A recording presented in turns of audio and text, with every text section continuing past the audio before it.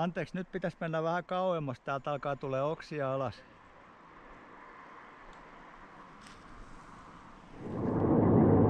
Joskus mun noi kohteet voi olla kaukanakin tässäkin tapauksessa, niin kuin noin tunnin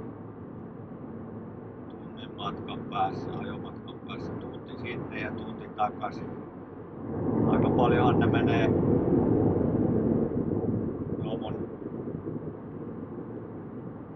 varsinkin tämmöiset erikoispuukaudot, kiipeilykaudot, niin sillä lailla, että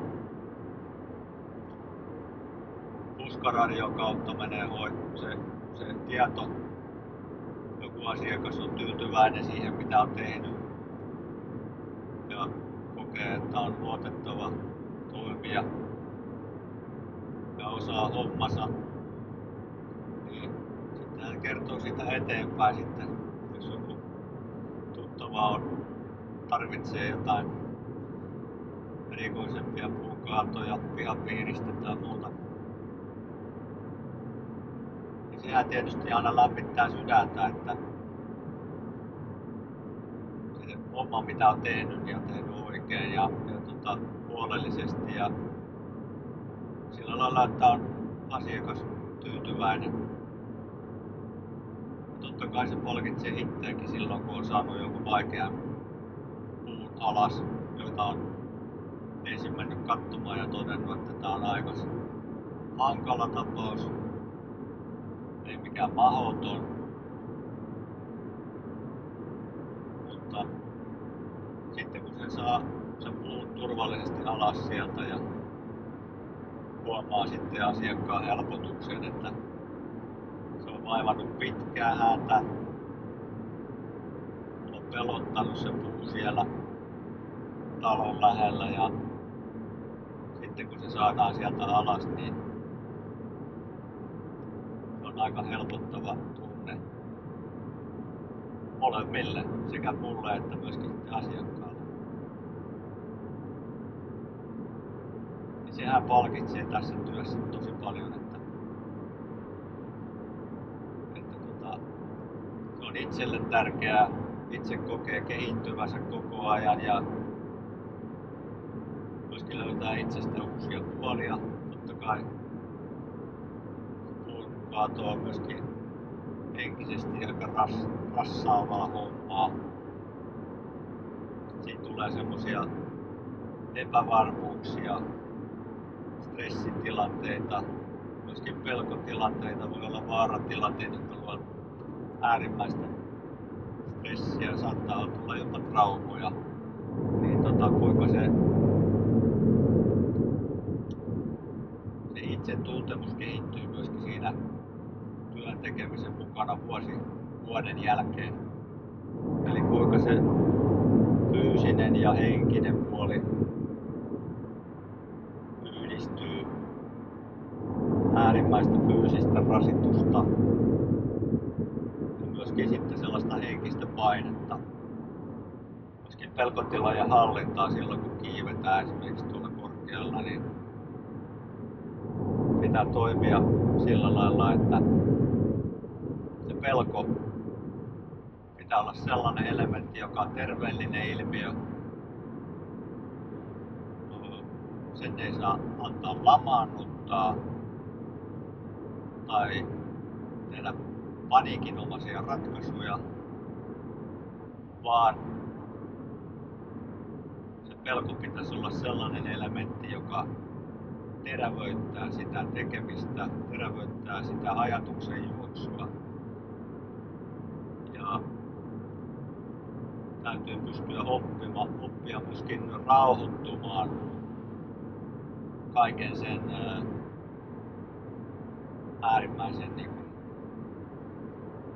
jännitystilan keskellä. Mä olen sitä joutunut opettelemaan. Jotain luontaista mulla on, siihen taipumusta on. Sen adrenaliinimyrskyn keskellä mä pystyn toimimaan, mutta se on myöskin opeteltavissa oleva asia. kenelle tahansa.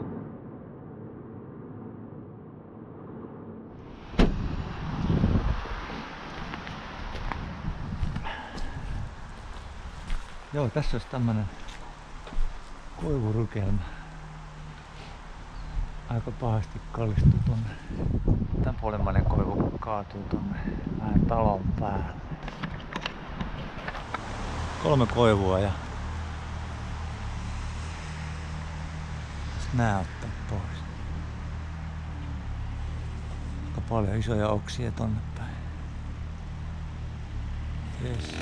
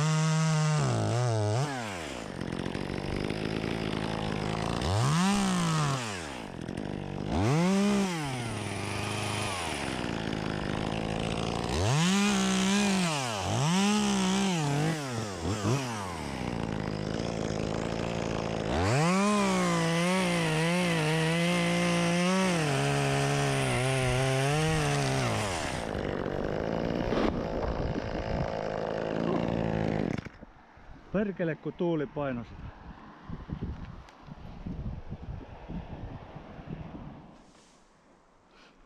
Joo, anteeksi, nyt pitäisi mennä vähän kauemmas. Täältä alkaa tulee oksia alas.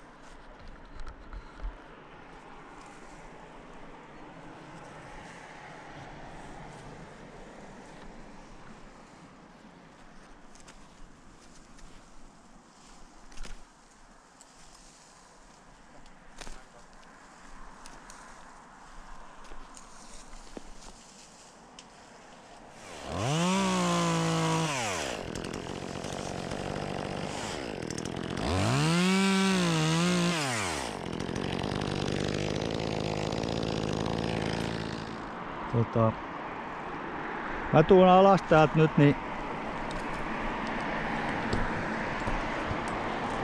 haukataan vähän jotain ja täytetään tankki ja sitten katsotaan tota puuta tossa nyt ensin, ennen kuin kaadetaan tämä.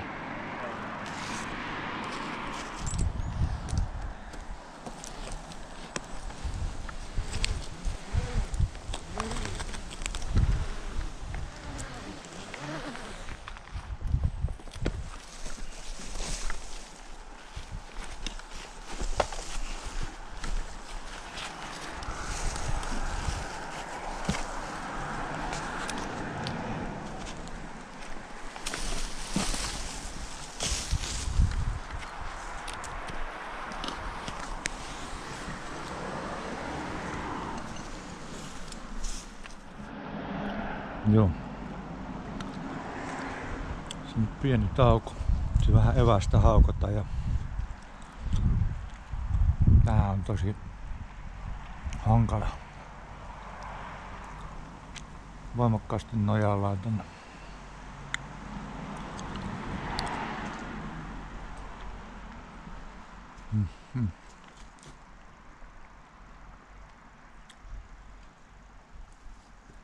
Mietin, että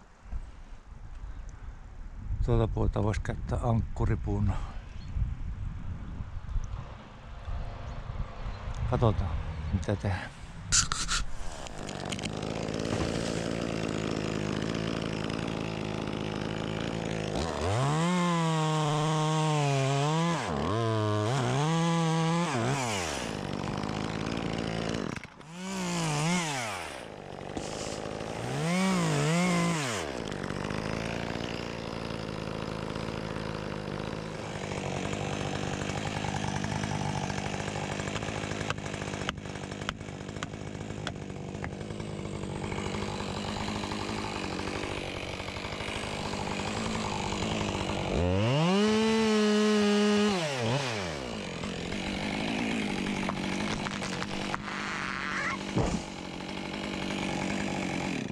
Yes.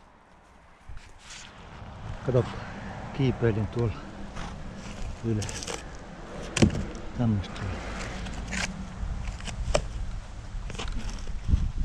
Joo.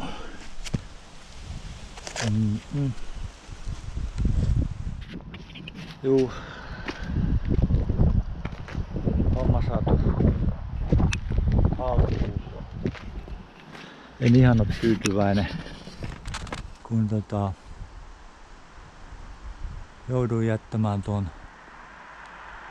pystyyn, koska en uskaltanut mennä tänne ylös. Se oli sen verran noin koivut huonossa kunnossa, että kysyn asiakkaalta, kun tuo kuulemma pitäisi purkaa tämä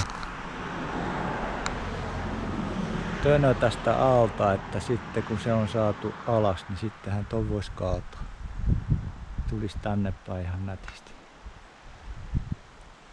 Toinen vaihtoehto on, että ottaa sitten nostimen ja käy sitten tuolta latvosta hipasemassa nuo pois. Ja tässä oli nyt vähän lievää pettymystä. En sitten pystynyt sitä viimeistä puuta kaatamaan. Mutta oli niinku riskejä siinä niin paljon, että katsoin viisaammaksi, että ei kannata ottaa liian kovia riskejä. Asiakas on suunnitelmissa, että se purkaa sen vajan siitä alhaalta, niin teen hänelle sellaisen ehdotuksen, että sitten kun vaja on purettu, niin käy kaatamassa sen puun sitten.